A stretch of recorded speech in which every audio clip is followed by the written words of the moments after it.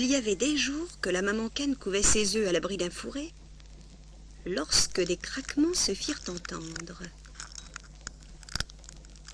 C'étaient les petits canards qui brisaient leurs coquilles pour entrer dans la vie.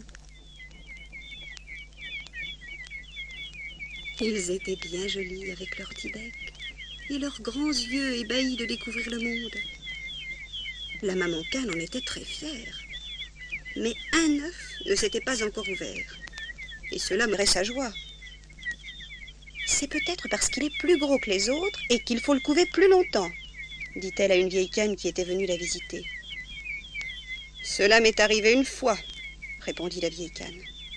Eh bien, savez-vous, ma chère, c'était un œuf de dinde. Quel mal ce petit m'a donné pour l'élever. Il n'a jamais voulu apprendre à nager. Et quand je pense aux soucis qu'il m'a causés, j'ai bien envie de vous conseiller d'abandonner cet œuf, qui est sûrement un œuf de dinde, et de cesser de le couver. La jeune maman ne suivit pas les conseils de la vieille cane. Et, quelques jours plus tard, le dernier œuf s'ouvrit à son tour.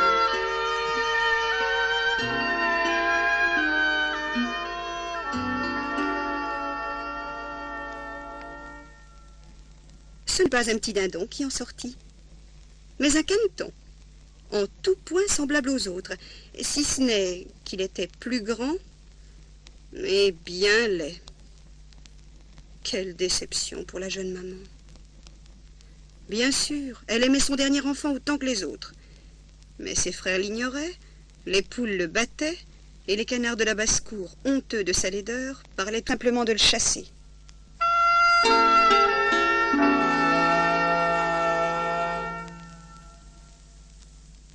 Un matin, le caneton en eut assez, et le cœur bien gros, il s'enfuit loin de la ferme où il était né.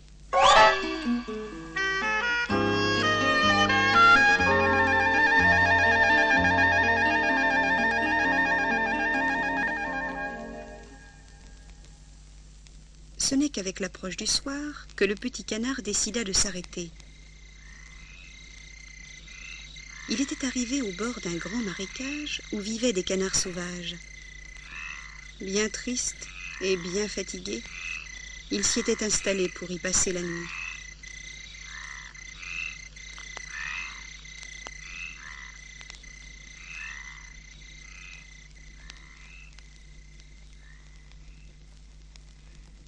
Le lendemain matin, lorsque les canards sauvages se réveillèrent et découvrirent le nouveau venu, ils devinrent furieux et voulurent le chasser. « Je suis un canard comme vous » balbutia le pauvre petit. « Peut-être, mais tu es bien laid, et nous refusons que tu restes avec nous. »« Je ne vous demande que la permission de coucher dans les roseaux et de boire l'eau du marécage. » Après un moment de discussion, les canards sauvages acceptèrent, mais à la condition expresse que le caneton ne se joignît à eux sous aucun prétexte et qu'il ne dise jamais à qui que ce soit qu'il était de la même race qu'eux.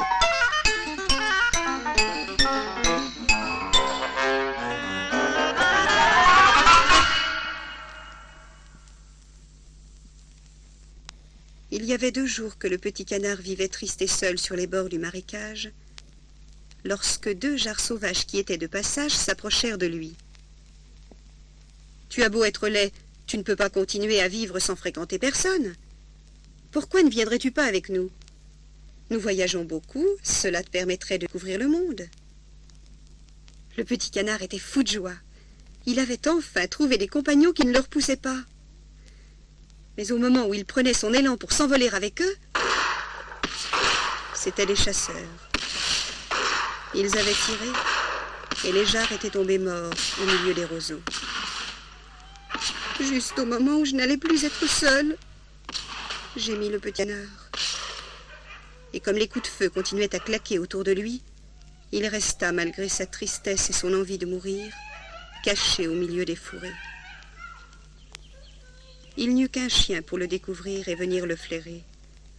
Mais peut-être parce qu'il eut peur en le voyant si laid, peut-être parce que sa tristesse lui fit de la peine, il se retira sans aboyer pour ne pas le signaler aux chasseurs.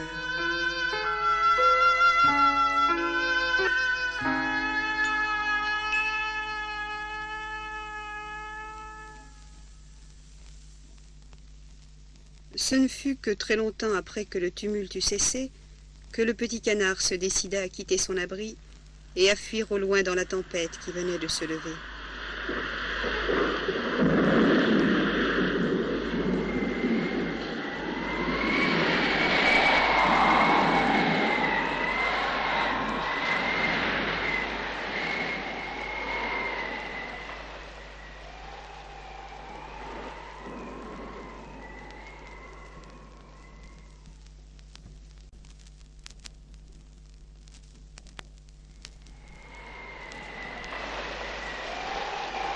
À l'approche du soir, le petit canard, poussé par la tempête, arriva devant une cabane de paysans.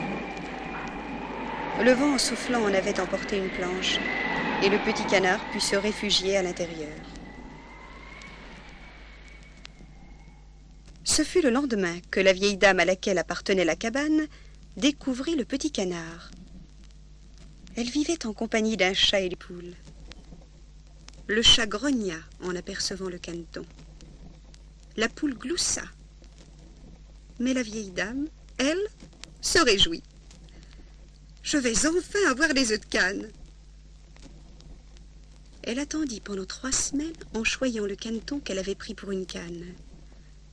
Mais lorsqu'après les 3 semaines, elle se rendit compte de son erreur, la vie devint insupportable pour le pauvre petit. Il suffisait qu'il dise un mot pour que la poule se fâche. On se tait lorsqu'on ne sait pas pondre les œufs. Et même lorsqu'il se taisait, le chat le regardait avec mépris. Quelle considération aurait-il pu avoir pour une bestiole qui ne savait même pas faire le gros dos?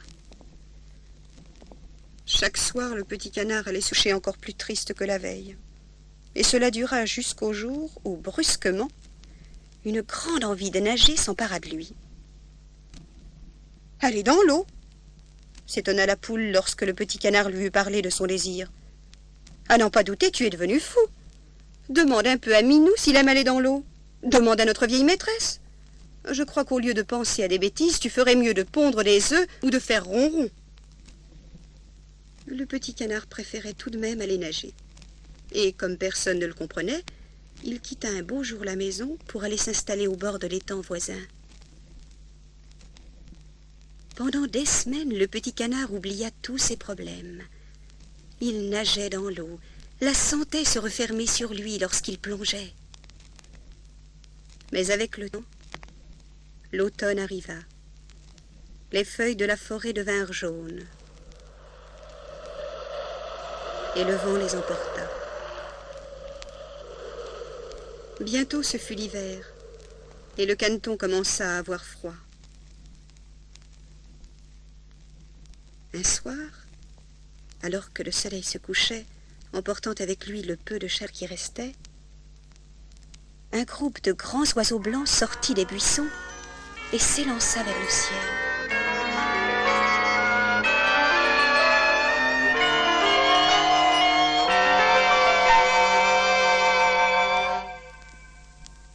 C'étaient des cygnes.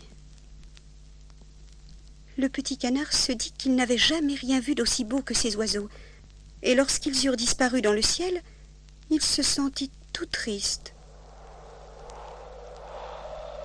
Avec les jours, l'hiver devint de plus en plus froid.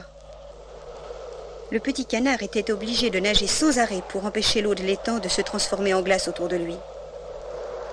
Mais chaque nuit, l'étendue d'eau dont il disposait devenait de plus en plus étroite.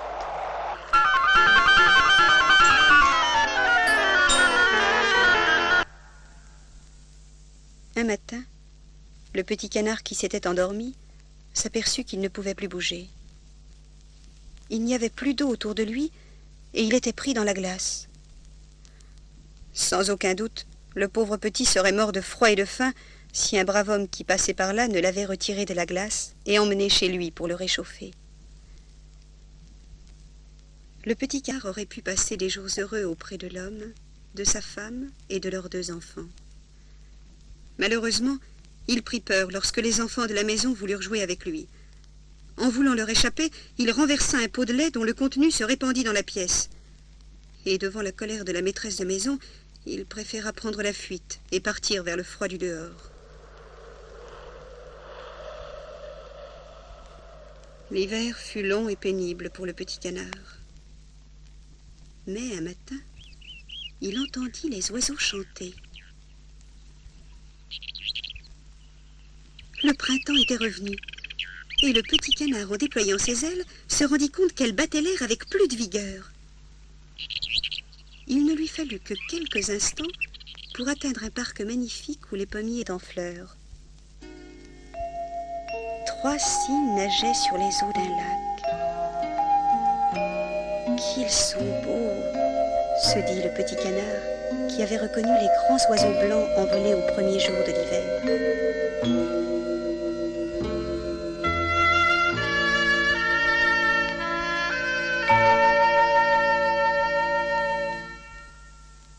Je vais aller les trouver. Ils me tueront sans doute d'oser, moi, si vilain, m'approcher d'eux. Mais je préfère encore être tué par ces beaux oiseaux que battu par les canards et par les poules.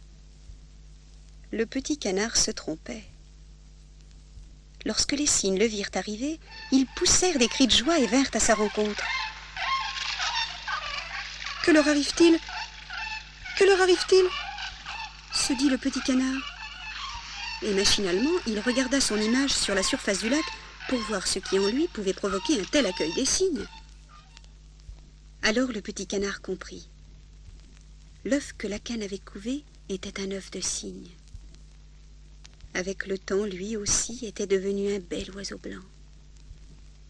Et ceux auxquels il ressemblait venaient vers lui pour l'accueillir.